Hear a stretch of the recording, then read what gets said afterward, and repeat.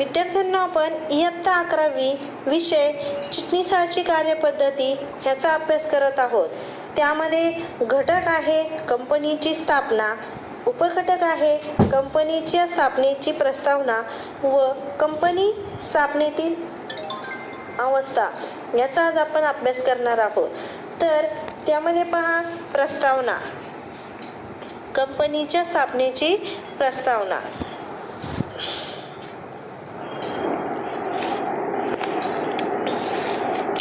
आता कंपनी ही कायद्याने निर्माण केलेली कृत्रिम व्यक्ती आहे.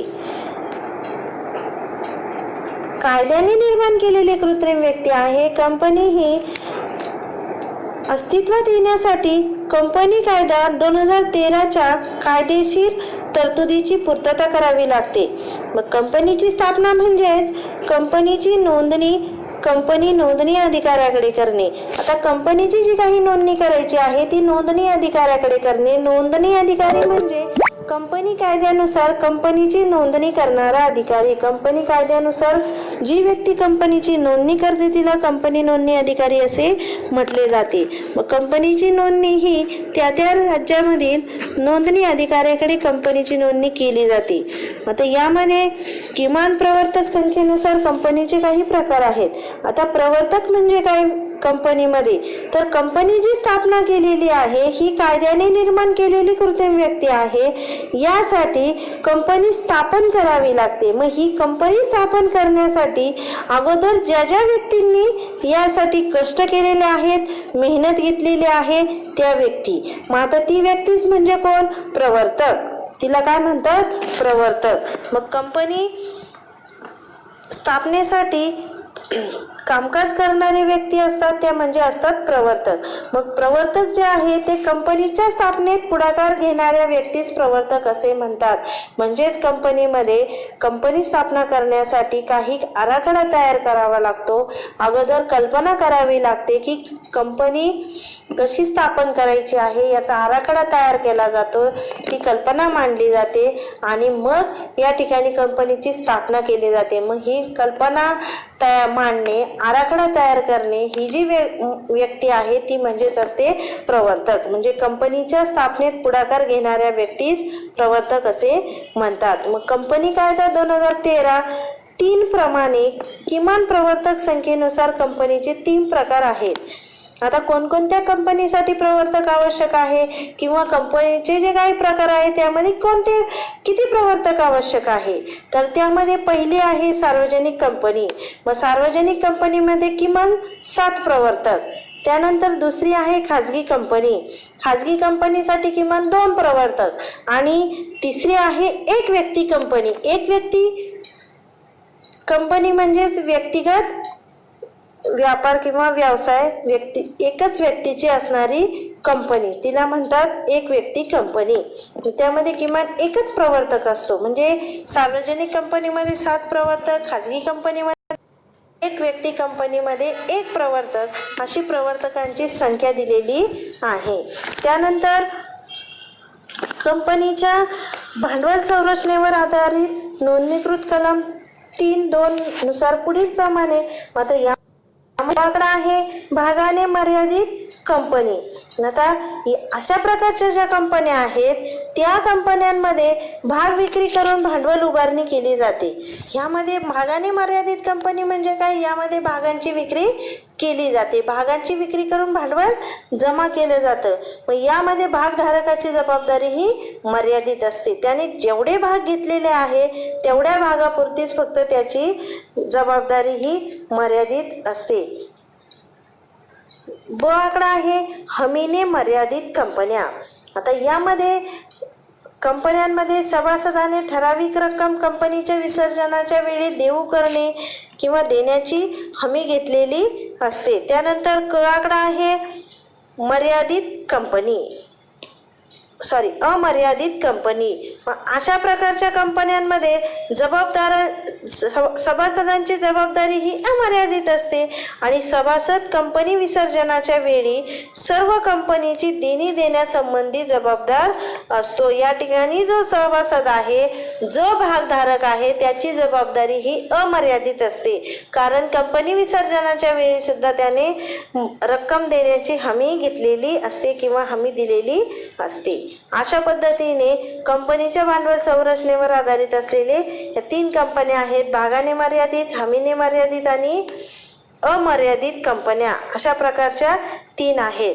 त्यानंतर पुढे आहे कंपनी स्थापनेतील अवस्था. आता कंपनी स्थापनेतील ज्या अवस्था आहेत त्या खालीलप्रमाणे आहेत. पहिली अवस्था आहे प्रवर्तन अवस्था, दुसरी कंपनीची नोंदणी अवस्था आणि तिसरी व्यवसाय प्रारंभ. अशी कंपनी स्थापन करण्यासाठी अशा ह्या 3 ज्या अवस्था आहेत, या 3 अवस्था पूर्ण कराव्या लागतात कंपनीला, मग तरच कंपनीची स्थापना ही पूर्ण होते. मग त्यासाठी कंपनी कायदा 2013 कलम 3(1) नुसार कंपनी स्थापनेतील अटी व तरतुदी दिलेल्या आहेत. त्या अटी व तरतुदी त्यामध्ये एक आहे, पहिली अट आणि तरतूद आहे, कंपनी कोणत्याही कायदेशीर हेतूसाठी स्थापन केली पाहिजे. त्यासाठी कोणताही कायदेशीर हेतू असला पाहिजे. 2 नंबरची अट आहे, सार्वजनिक कंपनीसाठी किमान 7 व खाजगी कंपनीसाठी किमान 2, तर एक व्यक्ती कंपनीसाठी एका सभासदाची आवश्यकता असते. ही सुद्धा अट दिलेली आहे. 3 नंबरची आहे, सर्व प्रवर्तकांची नावे जी आहेत ती नावे घटनापत्रकात सभासद म्हणून नमूद केलेली असली पाहिजे किंवा केलेली असावीत. 4 नंबरची अट आहे, कंपनी कायदा 2013च्या सर्व तरतुदीचे पालन केले पाहिजे. व प्रवर्तकांनी कंपनीच्या नोंदणी संदर्भामध्ये कंपनी कायदा 2013च्या ज्या काही तरतुदी आहेत त्या तरतुदींचं पालन केलेलं असलं पाहिजे. अशी कंपनी कायदा 2013 कलम 3(1) नुसार कंपनी स्थापनेतील काही अटी दिलेल्या आहेत. त्यानंतर पुढे आहे, ह्या ज्या अटी आहेत त्या अटीतील पहिली अवस्था आहे ती म्हणजे प्रवर्तन अवस्था. आता आपण प्रवर्तन अवस्थेचा अभ्यास करणार आहोत. प्रवर्तन म्हणजे कंपनी कायदा 2013च्या तरतुदीनुसार कंपनी स्थापनेसाठी आवश्यक टप्पे पूर्ण करणे. प्रवर्तन म्हणजे काय की कंपनी कायदा 2013च्या ज्या काही तरतुदी आहेत त्या तरतुदीनुसार कंपनी स्थापनेसाठी ज्या आवश्यक टप्पे आहेत ते आवश्यक टप्पे पूर्ण करणे. त्यासाठी त्यामध्ये प्रवर्तक. आता प्रवर्तकाचा अर्थ दिलेला आहे.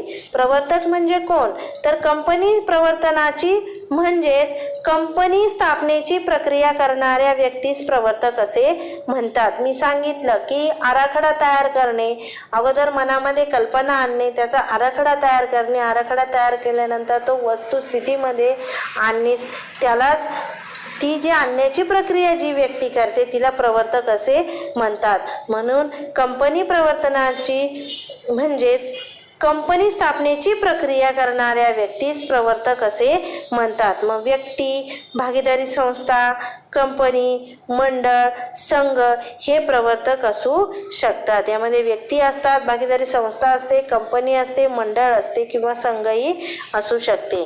मग कंपनी कायदा 2013 कलम 2 69 नुसार प्रवर्तकाच्या काही व्याख्या दिलेल्या आहेत. तर प्रवर्तक म्हणजे अशी व्यक्ती, कशी व्यक्ती, तर ज्या व्यक्तीचे नाव कंपनीच्या माहिती पत्रकात तसेच वार्षिक विवरणपत्रात दिलेले असते किंवा ज्या व्यक्तीचे कंपनीच्या कामकाजावर नियंत्रण असते किंवा ज्याच्या सल्ला व सूचनेनुसार संचालक मंडळ काम करीत असतात त्यालाच प्रवर्तक असे म्हणतात. प्रवर्तकाची कंपनी कायदा 2013 नुसार व्याख्या दिलेली आहे की ज्या व्यक्तीचे नाव कंपनीच्या माहिती पत्रकामध्ये आहे तसेच वार्षिक विवरणपत्रात दिलेले असते किंवा ज्या व्यक्तीचे कंपनीचा संचालक भागधारक या नात्याने प्रत्यक्ष किंवा अप्रत्यक्षरित्या कंपनीच्या कामकाजावर नियंत्रण असते किंवा ज्याच्या सल्ला व सूचनेनुसार संचालक मंडळ काम करीत असतात. तथापि जी व्यक्ती व्यावसायिक क्षमतेत प्रवर्तकास सहाय्य करते अशा व्यक्ती, मग ते उदाहरणार्थ अशा व्यक्ती असतील की त्यांना सहाय्य करते, डॉक्टर, चार्टर्ड अकाउंट हे जे असतील यांना सहाय्य करते, परंतु ह्या प्रवर्तक म्हणून समजल्या जात नाहीत. म्हणजे ज्यांच्या सल्ला व सूचनेनुसार संचालक मंडळ काम करीत असतात त्यांनाच प्रवर्तक असं म्हटलं जातं. या व्यक्ती म्हणजेच कोण आहे? प्रवर्तक. तर यानंतर आपण कंपनी स्थापनेतील प्रवर्तनाचे जे काही टप्पे आहेत ते टप्पे पाहणार आहोत. त्यामध्ये पहिला टप्पा आहे व्यवसायातील विविध संधीचा शोध घेणे. संधीच्या शोधात असतो. ही संधी निवडताना ते व्यवसायाची व्याप्ती, बाजारपेठेतील स्थान, उत्पादन घटकाची उपलब्धता, उपयुक्तता इत्यादी बाबींचा विचार करून नुसार व्यवसाय आराखडा तयार करतात.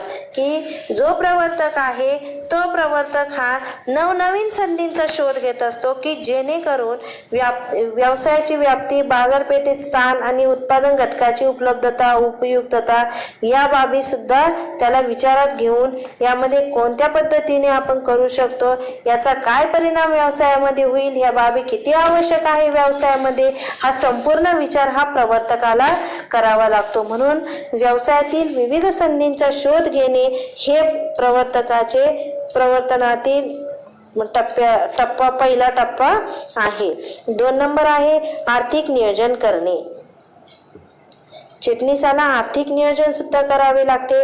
कंपनीची स्थापना करायची आहे, मग कंपनी कितीपर्यंत भांडवल जमा करू शकते हे सुद्धा याचं प्रमाण लक्षात घेऊनच त्याला व्यवसायाचं आराखडा तयार करायचा असतो. की ठरविलेल्या व्यवसायाचं स्वरूप व प्रमाण याचे आर्थिक नियोजन करून आर्थिक नियोजनात भांडवलाची रक्कम, भांडवल उभारणीचे स्रोत याचाही या प्रवर्तकाला विचार करावा लागतो. की कंपनीला किती भांडवल लागू शकतं आणि कोणत्या माध्यमातून ते भांडवल जमा केलं जाऊ शकतं. म्हणून आर्थिक जे काही नियोजन आहे ते आर्थिक नियोजन प्रवर्तकाला करावे लागते. 3 नंबर आहे घटनापत्रक व नियमावली मसुदे तयार करणे. आता कंपनीच्या नोंदणीसाठी आवश्यक असणारे 2 महत्त्वाचे दस्तऐवज घटनापत्रक व नियमावलीचे मसुदे तयार केले जातात. हे जे दस्तऐवज आहे हे दस्तऐवज कंपनी नोंदणी अर्जासोबत कंपनी नोंदणी कार्यालयात सादर करावे लागतात. कंपनी स्थापन करण्यासाठी कंपनीची घटना ही घटनापत्रकामध्ये नमूद करावी लागते.